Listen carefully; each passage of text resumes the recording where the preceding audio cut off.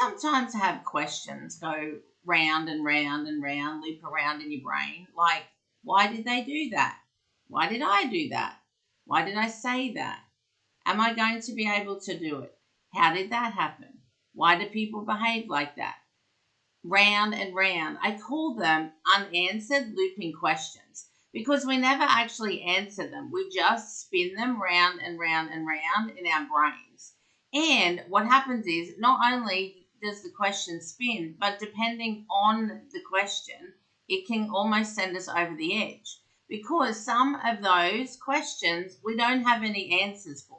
Like, oh, why did they behave that way? Or even sometimes, why did I say that?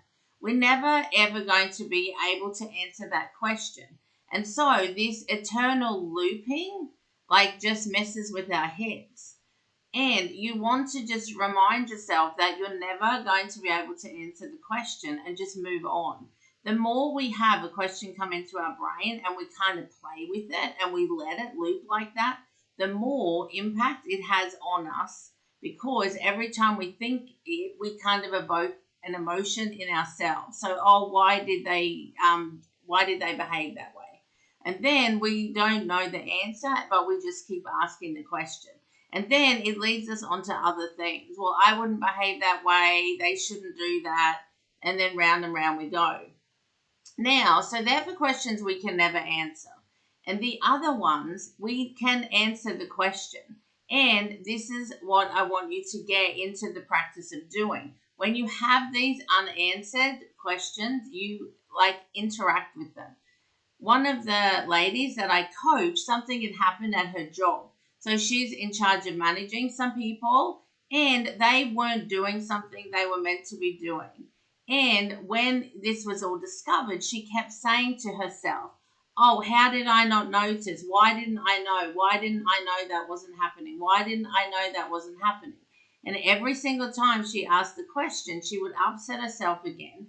And also, there's a layer of judgment on top of that.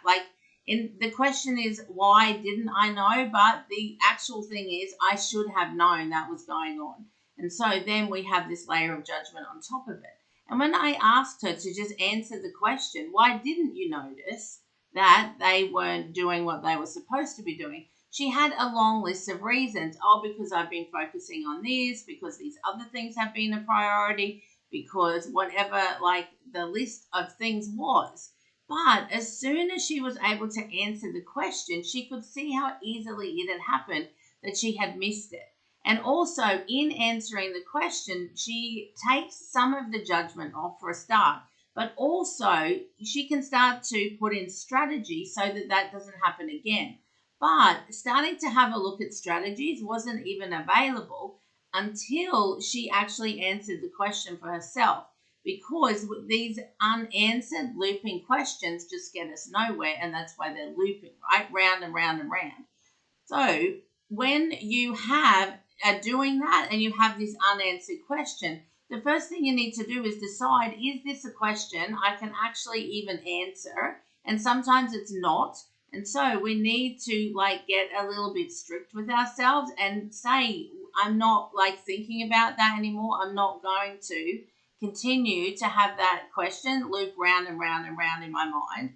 And secondly, if you can answer it, answer the question. If it's something in your control that you can start to do something about, it will give you clarity for a start. And then also you're going to start to see some action steps that you can take so that you can have a different outcome in the future. Don't let unanswered looping questions mess with your head.